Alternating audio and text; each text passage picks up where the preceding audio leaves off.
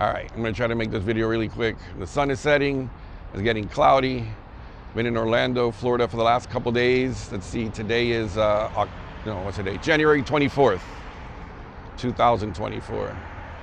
And there's a story that is literally in our backyard, the house I always stay at when I'm here at Michael's house. It's only about a 10-minute drive. It's a story I hadn't heard about until back in October, which was only like 3 or 4 months ago, of a quadruple murder that took place right across the street. Try to slowly turn my camera around before I show the location. If you know Orlando, just to get your bearings, this is 50 Colonial Drive. Let's see, Winter Garden Village, where we go shopping, we do all our things, is just about 1.5 miles up to the left. There's a Target, Best Buy that we go to. We just had dinner 2 nights ago at the Longhorns. It's right across the street. What else is around here we do all the time? When we go get ice cream, the Culver's is just behind this wall. While there's a Culver's, it's our ice cream shop. I don't know if I can see it from here, but the bowling alley that we go to, there's a yellow blinky light. It's just to the right, it's the bowling alley that we go to. We come up and down this street all the time, and not until a few months ago, I had no idea of a quadruple murder that took place right in that building, and it still looks the exact same today as the date of 1975. It was Christmas Eve, 1975. All right, across the street, let me see if I can start the story over. So on Christmas Eve, 1975, you know what's funny? I was just looking at the sign. It's the same exact sign that was here in 1975. Obviously, the name of the store's changed. There's a crime scene photo the day after the murders. It said W.T. Ziegler right up here, the name of the store. The name of the owner was Tommy Zeigler. Those were his initials. But on Christmas Eve, 1975, the owner of this furniture store, Tommy Ziegler, called the police department to say that his shop had been robbed. All we know, the facts. Now, what happened in this story is so crazy. I've changed my mind on who I think is guilty and what happened like at least 5 or 6 times since October. But one thing, the facts for sure, called the police, said that he was robbed.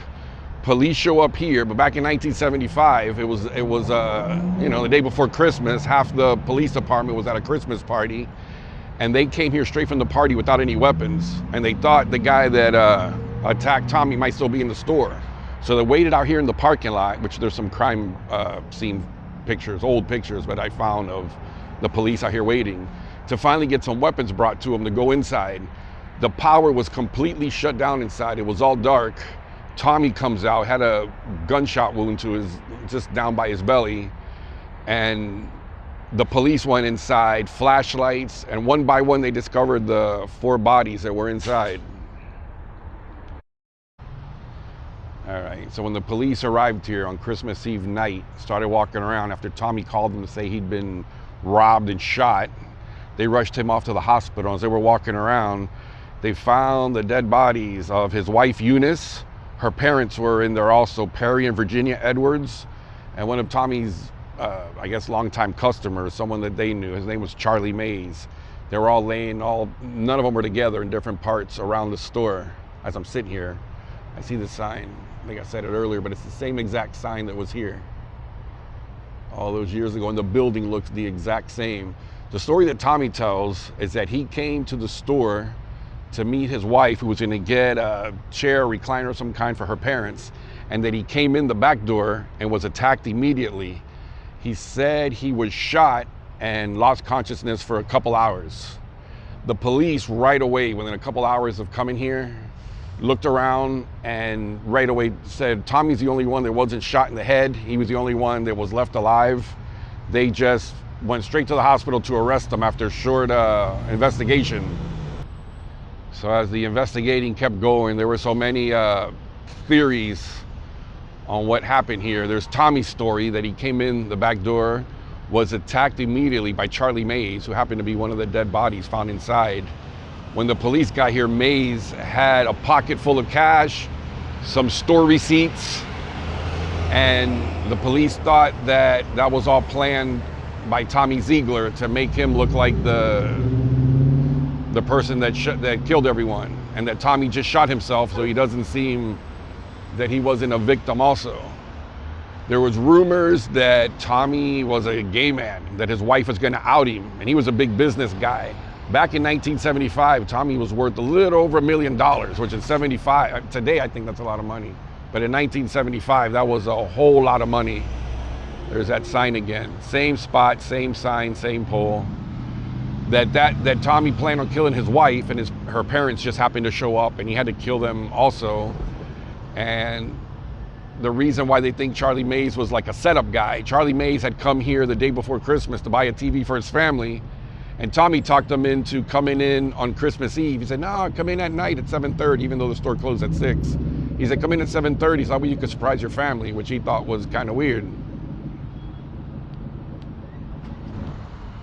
Then there was a theory that the police was involved in this somehow.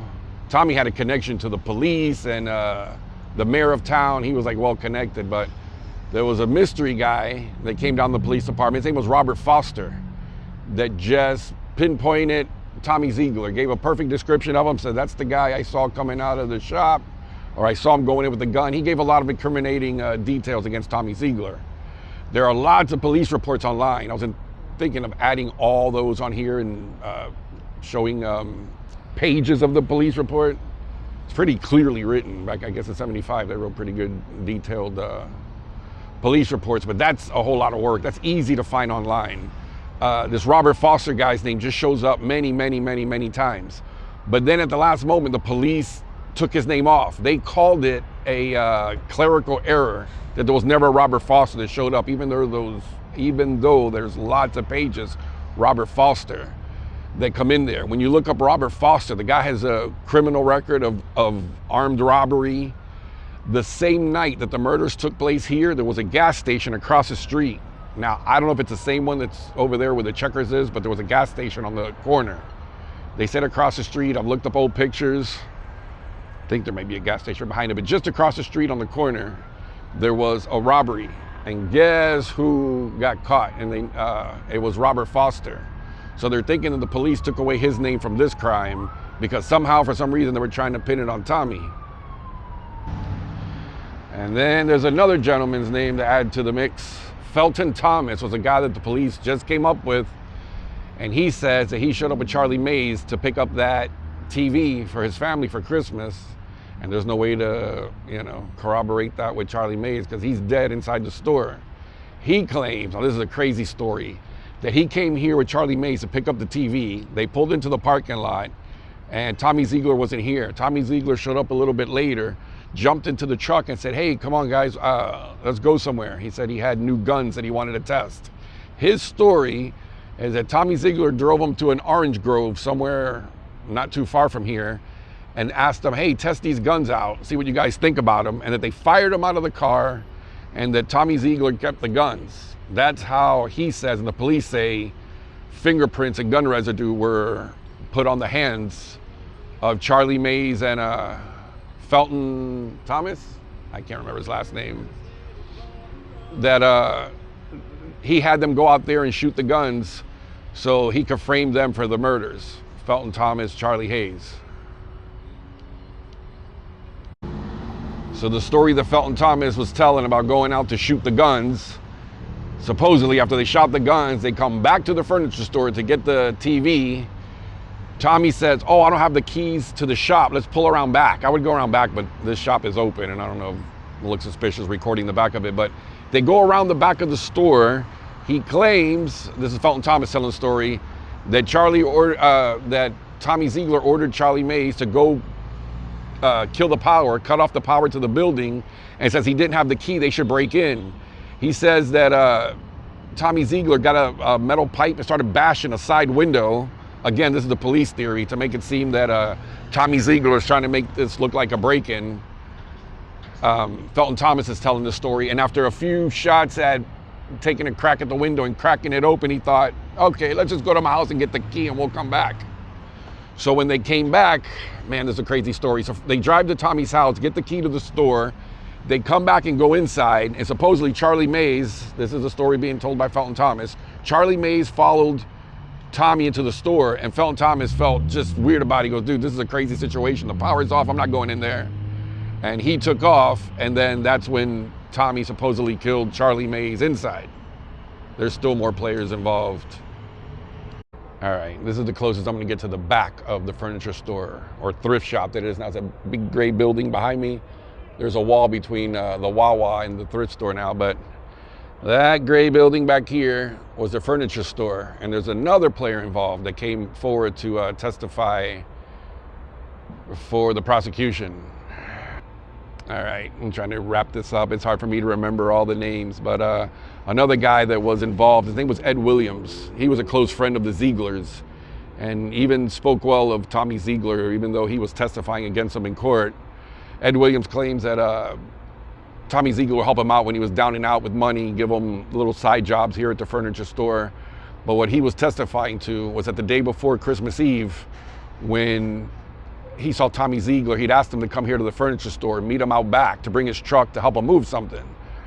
And Ed Williams claims that when he showed up here, which is down here is the back of the furniture store, when he pulled up, Tommy Zeigler ran inside ahead of him. And when Ed Williams went inside, it was really dark, it was hard to see, but as he walked in, he saw Tommy Zeigler standing there with a gun pointing at him. And that he pulled the trigger 2 or 3 times and nothing happened. Either the gun didn't have any bullets or it jammed up on him. And that he didn't understand why Tommy was trying to shoot him. And it's just a bizarre story. He claims that Tommy told him, no, I wasn't trying to shoot you here. And he handed him the gun to leave with the gun. The Ed Williams guy also has a reason why to be looked at, because 2 of the guns that were found, actually, it's a big part of the story. I can't remember all of it. There were 28 total gunshots fired in the store that day with the 4 murders. 5 different guns were found inside. And 2 of the guns were purchased by Ed Williams. And he claims in court that he bought them for Tommy Ziegler.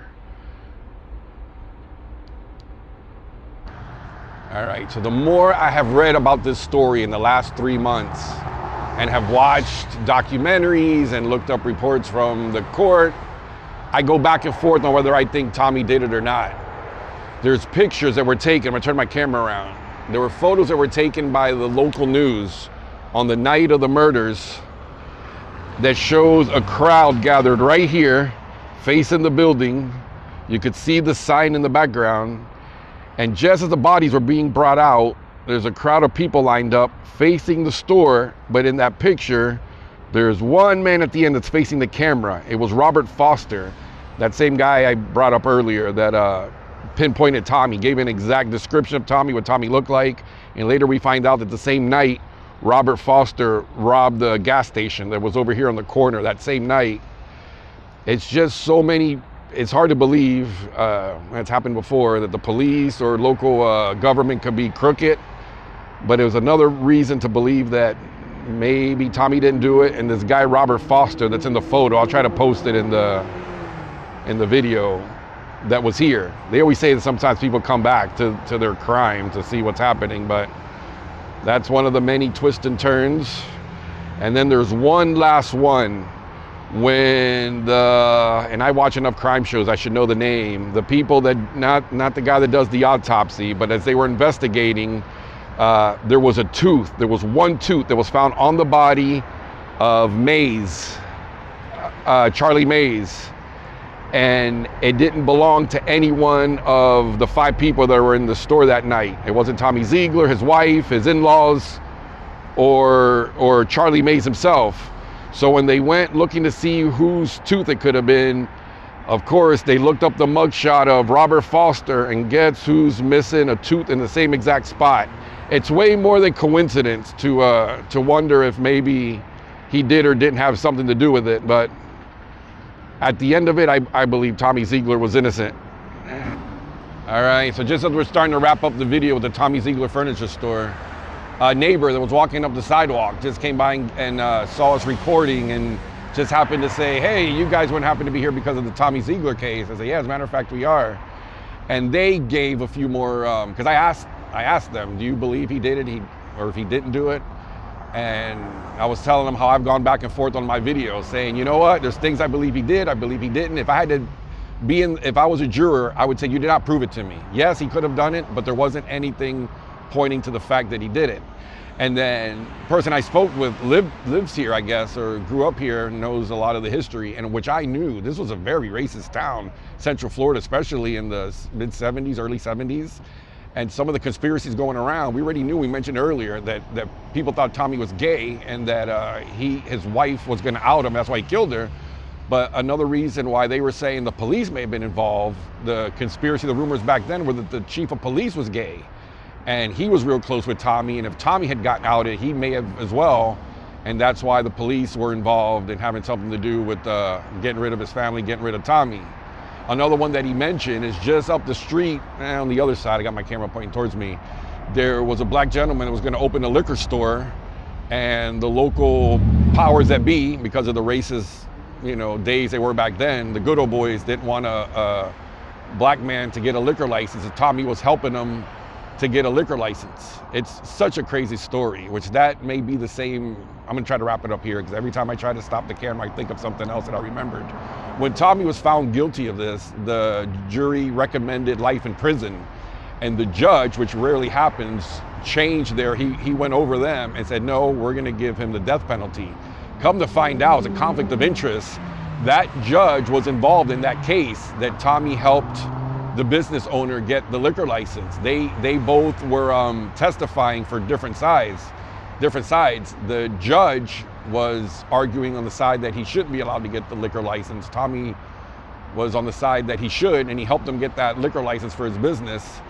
And that was the judge that presided over his case and gave him the death penalty. So there's just so many crazy twists and turns to this case. I just had to come here and record it. Literally, we live just a few miles up the road, and we come by here all the time. And it wasn't until a few months ago that I even learned about this case, and now I'm fascinated by it. Person I spoke with says that Tommy Ziegler even has, which I wouldn't be surprised if it wasn't, they have like a Facebook page or a website about that he's innocent to help out. Anyway, I really think this is gonna wrap it up. There's a few other things that I was gonna say. It's starting to get dark. I might get all these videos. Maybe I'll come back another day and add to it, but I think I have enough footage to put it out there. I could always update, because currently as we speak, his case is still, it comes up. There's new DNA evidence that wasn't around back then that proves that the blood that was on him wasn't his father-in-law's. It was the Charlie Mays, that if what he said is true, it's why only Charlie Mays' blood is on him. Maybe they did have a scuffle. He didn't have anyone else's blood on him for killing 4 people.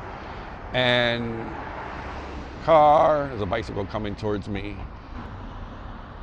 So the last thing of DNA that has come up recently, this is 2024, and it was only a few months ago that Tommy Zeigler was still petitioning to try to get DNA run on all the evidence that is still stored, which they actually have a lot of it. And for some reason, the powers that be don't allow it. He's even tried to have his own defense and his own people pay for the blood testing, for the DNA testing.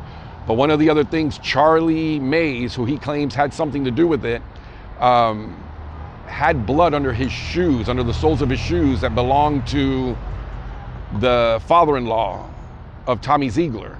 And there's footprints around the inside of the store where he walked through. Had he really just come in and got shot, like the police want you to believe, he wouldn't have had his shoe print walking around the store with the blood of one of the deceased already in there. It's such a crazy story, such a crazy story. I can't remember everything I've said on this video. It's all over the place. It is absolutely fascinating. You guys want to look it up on your own. Tommy Zeigler, if you look up Tommy Zeigler or the Ziegler furniture store murders, fascinating. All right, I'm gonna try to put all these little clips that I took together, make some kind of a coherent video out of it. Like the kids say, if you like this, subscribe or like it. Tell me if I should do more crime videos. I'm fascinated by them. Even if just one person watched this and thought it was fascinating like I am, that'd be worth it. But all right, that's gonna cover from here. Adios.